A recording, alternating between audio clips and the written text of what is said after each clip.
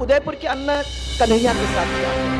और अभी अभी लोपड़ा गांव से मैं आ रही हूँ, उस लोपड़ा गांव के अंदर एक 8 साल की बच्ची के साथ जो कुकर्म हुआ और उसके बाद उसको टुकड़े टुकड़े में काट के उसके बोटी को खेतों के अंदर फेंकने का जो काम किया, मैं समझती हूँ ऐसा जघन्य अपराध बार बार हमको इस राजस्थान के कोने कोने में देखने को मिल रहा है। राजस्थान की पूर्व मुख्यमंत्री महारानी वसुंधरा राजे आजकल शाह के सामने मोदी की तारीफ करती हुई सुनी जा रही हैं। वहीं जोशी के सामने शाह की तारीफ करते हुए भी उनके भाषण सामने आ रहे हैं। वहीं वसुंधरा राजे ने राजस्थान की शासन व्यवस्था को लेकर भी अपने भाषण में जिक्र किया, जहां उन्होंने जघन्य अपराधों का जिक्र करते हुए कहा कि अनेक रेप की घटनाएं हमारे इस राजस्थान में घटित हो रही हैं। वहीं उन्होंने इस दौरान विपक्ष को जमकर घेरने की कोशिश भी की। आइए जानते हैं उन्होंने क्या कहा इस वीडियो में। शाह साहब वो है जिनके बारे में मुझे ज्यादा कुछ कहने की जरूरत तो है नहीं। इतने सालों में आपने उनका कार्य देखा है। कन्याकुमारी से लेकर कश्मीर तक उनका नाम है और दोनों आदरणीय प्रधानमंत्री जी और आदरणीय गृह मंत्री जी के नेतृत्व में हमारे देश ने अलग अलग राज्यों के अंदर जो विकास के कदम उठाए हैं, मैं समझती हूं कि आज तक नहीं हुए हैं। इस अवसर पर मैं उनका फिर से स्वागत करूंगी और साथ में हमारे महाराजा सूरजमल जी को याद करते हुए सबसे पहले उनको प्रणाम करूंगी। उन्होंने विदेशी आक्रमणकारी जो थे उनको भगाया मैंने अपने इस भूमि से, और आगे चल के इस भरतपुर से हमारी सबकी यही आशा है कि जिस तरीके से उन्होंने हमको रास्ता दिखाया था, उसी रास्ते पर हम लोग सब चलकर उन लोगों ने जिनने इस राजस्थान का बिगाड़ा किया है, जिन लोगों ने इस राजस्थान को फिर से मट्टी में मिलाने का काम किया है, इस राजस्थान को, जिस राजस्थान को उनको आगे ले जाने की जरूरत थी, यहां अत्याचार महिलाओं के साथ, दलित के साथ जो उन लोगों ने किया है, उनको याद करते हुए यहां से संकल्पित होकर हम लोग जाएंगे। यही मैं आज यहां विश्वास करना चाहती हूं। कुछ दिन पहले भाइयों, एक कंसल्टिंग फर्म था जिसका नाम है मॉर्निंग कंसल्ट। इसने अभी अभी कुछ ग्लोबल लीडर्स के अप्रूवल रेटिंग्स निकाले हैं। उसमें उन्होंने माननीय हमारे प्रधानमंत्री जी नरेंद्र मोदी को दुनिया के अंदर सबसे लोकप्रिय नेता, माने उसमें सबसे लोकप्रिय नेता माना गया है। उन्होंने बताया हम सबको, और ये हम सब के लिए एक बहुत बड़े गर्व की बात है। इस मौके पर ये हमारे लिए बड़ी गौरव की बात है भाई साहब कि आदरणीय प्रधानमंत्री जी के प्रयासों से अयोध्या के अंदर जो बहुत बड़ा राम मंदिर का निर्माण इतने सालों के बाद हो रहा है, उसमें हमारे ब्रज क्षेत्र का, मैं हमारा कहती हूं क्योंकि इस क्षेत्र से हम भी हैं, हम लोग सब यहां से हैं, तो इसलिए मैं कहती हूं कि हमारे इस ब्रज क्षेत्र का भी एक बहुत बड़ा योगदान है। हमारे यहां का लाल पत्थर जो जा रहा है, उस लाल पत्थर से राम मंदिर का काम हो रहा है। जो भव्य राम मंदिर हमारे प्रधानमंत्री बनाने जा रहे हैं, हम सब जो दर्शन करने वहां जाएंगे, सबको याद होगा कि हम लोगों ने मिलके इस राम मंदिर का निर्माण करा है। माननीय गृह मंत्री जी, हमारे इस क्षेत्र के अंदर बारिश बहुत कम होती है, पानी की बहुत मुसीबत है, और हमारे जो जमीन का जल है वो गिरते जा रहा है। इसी कारण राजस्थान में पानी का संकट तो है ही, परंतु इस क्षेत्र के अंदर तो बहुत गहरा पानी का संकट है। हमारी पिछली भारतीय जनता पार्टी की सरकार ने इस संकट को भांपकर 13 जिले का एक बहुत बड़ा प्लान बनाया। ईस्टर्न राजस्थान कनाल के अंदर कोटा से लेके अलवर तक, जिसमें भरतपुर, धौलपुर, करौली, दौसा, ये सब जिले एक लाइन में पिरोए हुए हम लोगों ने कोशिश की थी कि आगे चल के हम लोग इस ईआरसी का पानी वहां तक पहुंचा देंगे। इसका संकल्प हम लोगों ने सबने मिलकर लिया था। मुझे अफसोस है ये कहते हुए कि गहलोत जी की जो दृढ़ इच्छा शक्ति होनी चाहिए थी, वो दृढ़ इच्छा शक्ति नहीं रही। बातों में तो वो कम नहीं रहे, बात तो उनने बहुत की है, अखबारों में अपने स्टेटमेंट भी बहुत सारे दिए हैं, परंतु जो हमारे इन 13 जिलों की लाइफलाइन बन के हम सबको पानी देने का काम करती, उसके लिए उन्होंने आगे कोई काम किया ही नहीं है। बात बात कर करके उसको उसी के अंदर गोल करके छोड़ दिया है। कांग्रेस की इस गहलोत सरकार ने बहुत सारी ऊंचाइयों को छुआ है, हम मानते हैं, आप और हम सब, परंतु जो विकास नापा है उन्होंने विकास का नहीं नापा। उन्होंने महिला अत्याचार, दलित अत्याचार, भ्रष्टाचार, बेरोजगारी और सांप्रदायिक उन्माद के अंदर बहुत ऊंचाई नापी है। मैं समझती हूं कि इस देश के अंदर शायद नंबर 1 अगर किसी चीज में वो है तो इसमें। आज अशोक गहलोत कहते हैं कि भारतीय जनता पार्टी दूसरी सरकारों को अपने हाथ में लेने की कोशिश करती, परंतु सच तो यह है कि 2008 के अंदर, 2018 के अंदर उन्होंने भी जो सरकार बनाई वो जोड़ तोड़ की सरकार बनाई। अल्पमत में तब भी थे और हैं,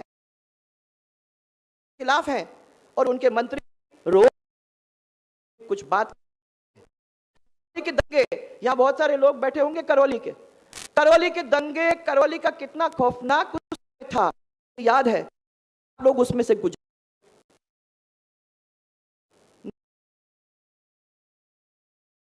नव वर्ष की यात्रा के सांप्रदायिक उन्माद पैदा करने का काम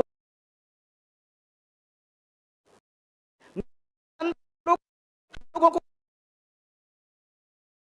कि गाय के साथ जो काम होता है उसको बचाने के लिए आप हमको एक्स्ट्रा थाने दीजिए। आपको याद होगा पूरे तकरीबन 18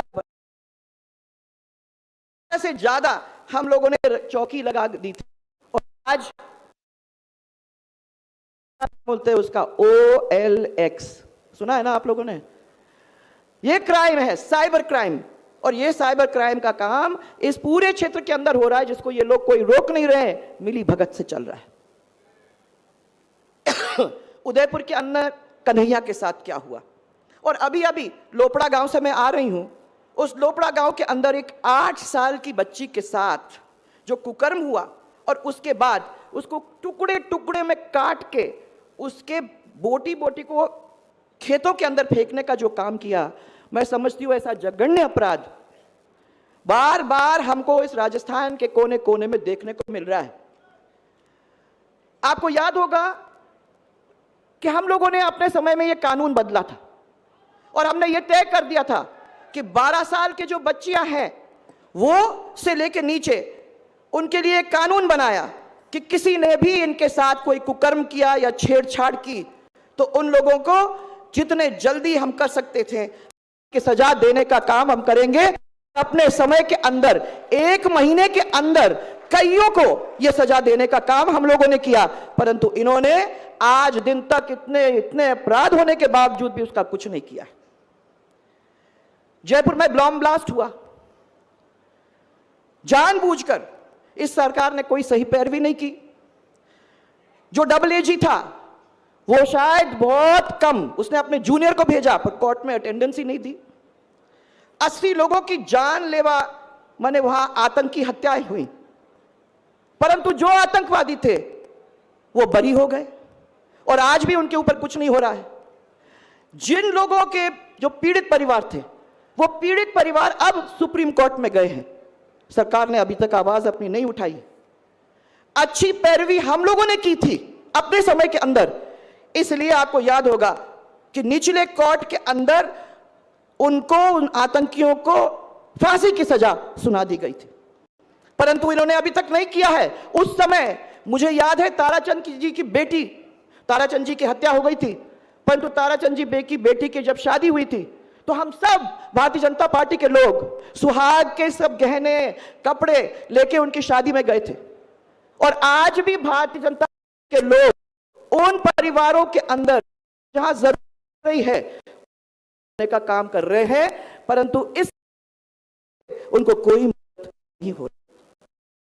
कांग्रेस 30 लाख युवाओं को बेरोजगार भत्ता देने का काम किया, 3% से भी ज्यादा उनको अभी तक नहीं मिला है।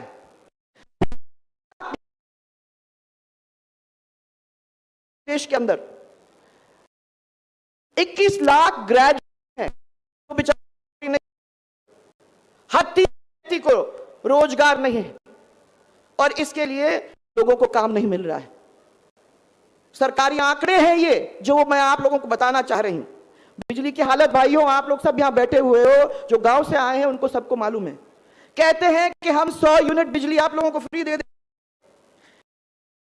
फ्री क्या देंगे जब बिजली आ ही नहीं रही है, गांव तक पहुंच ही नहीं रही है, तो फिर कौन सी बिजली को आप फ्री देने का काम करेंगे? फिर वही थोती घोषणाओं का काम, ये गहलोत जी का काम है। रोज बिल के अंदर नए नए चार्ज लग रहे हैं और फिर भी कह रहे हैं कि हम तो आपको फ्री बिजली 100 यूनिट का दे जा रहे हैं। इसलिए मैं आपको याद दिलाऊंगी कि राहुल जी यहां से निकले थे, चुनाव के बाद मैं सब लोगों के पास गई थी। मैंने कहा कि भैया सब गौरव यात्रा हमने निकाली, भारतीय जनता पार्टी ने आपके लिए इतना सब काम किया, तो क्या बात हो गई? उन्होंने कहा साहब क्या करें, आपने हमारे कर्जे माफ किए थे, पर इन्होंने तो हमारे सब कर्जे माफ होने की बात कही थी और इसीलिए हम उनकी बातों में आ गए। सोचा कि आपने तो कर ही दिए थे, अगर थोड़ा और कर्जा माफ हो जाता है तो इस सरकार को हाथ साथ दे देते हैं। तो मैंने कहा क्या हुआ? उन्होंने कहा साहब आज दिन तक जिससे भी आप बात करो वो कहता है कि कर्जा तो कभी माफ हुआ नहीं है और हमें तो नहीं लगता है कि अपने समय के अंदर इस कांग्रेस से हमें ऐसा कुछ भी मिलेगा। इसलिए भाइयों समय आ गया है। अभी आपके अध्यक्ष जी ने ही बात कही और मैं सबसे पहले तो अध्यक्ष जी की बात में अपनी बात को जोड़ के इतना ही कहना चाहूंगी, राजेंद्र जी के साथ भी मैं अपनी बात को जोड़ना चाहूंगी, क्योंकि मैं समझती हूं कि यह समय आ गया है। अगर हम लोग सब मिलकर अपने अपने बूथ पर जाके मतदाताओं को नहीं बताएंगे कि राजस्थान के अंदर किस तरीके का माहौल है और किस तरीके की बात गहलोत सरकार अपने लोगों से कर रही है, कैसे कैसे खून के आंसू पिलाने का काम हमारी जनता को कर रही है, जब तक हम नहीं जाएंगे, जब तक उनको बूथ वाइज हम नहीं बताएंगे कि आदरणीय मोदी जी की कितनी कितनी उपलब्धियां हैं और उन्होंने कितना कितना गरीबों को साथ देने का काम किया है, मैं समझती हूं कि हमारा काम अधूरा रह जाएगा। हमें ये कहने की जरूरत है कि हमारे सब जनता जो भी है, सब गरीब जो भी हैं, वो हमारे प्रधानमंत्री जी के हाथ में पूरी तरह से सुरक्षित हैं, उनको चिंता करने की जरूरत नहीं है। मूलभूत सुविधाएं का ध्यान हमारी केंद्र सरकार कर रही है और वो काम लगातार जहां जहां जरूरत पड़े वहां कर रही है। भाजपा की सरकार, केंद्रीय सरकार ने सबका साथ, सबका साथ, सबका विकास, सबका विश्वास और सबका, एक तरफ तो ये है नारा हमारा और हम इस पे काम अपना कर रहे हैं। और राजस्थान की गहलोत सरकार की तरफ अगर आप देखोगे तो खुद का साथ, खुद का विकास, खुद पे ही विश्वास और हमें और किसी की तरफ देखने की अपने को जरूरत ही नहीं है। आज राजस्थान के अंदर तो आप देख सकते हो कि अराजकता और आतंक और अन्याय और बेरोजगारी, ये राजस्थान और ये सरकार उसके पर्याय बन गई है। यहां झगड़ा चल रहा है, ये भी क्लियर हो गया है कि एक तो व्यक्ति यहां कांग्रेस का कुर्सी छोड़ना नहीं चाहता है और दूसरा कहता है कि कुर्सी मैं उसको देने नहीं दूंगा, इस कुर्सी के ऊपर मैं डटा रहूंगा। ये चल रहा है और उनके बीच में राजस्थान की जनता पिस रही है। आज हमारे मंच के ऊपर हमारे आदरणीय केंद्रीय गृह मंत्री अमित शाह जी, हमारे प्रदेश के प्रभारी अरुण सिंह जी साहब, हमारे प्रदेश के अध्यक्ष आदरणीय सीपी जोशी जी, राष्ट्रीय चुनाव समिति के सदस्य आदरणीय ओम जी, प्रदेश के सह प्रभारी विजया जी, जो हमेशा आती हैं हम लोगों के बीच में और हमारा साथ देती रहती है, और महिला होने के नाते मुझे बड़ा अच्छा लगता है कि आप भी हम लोगों के साथ हो यहाँ।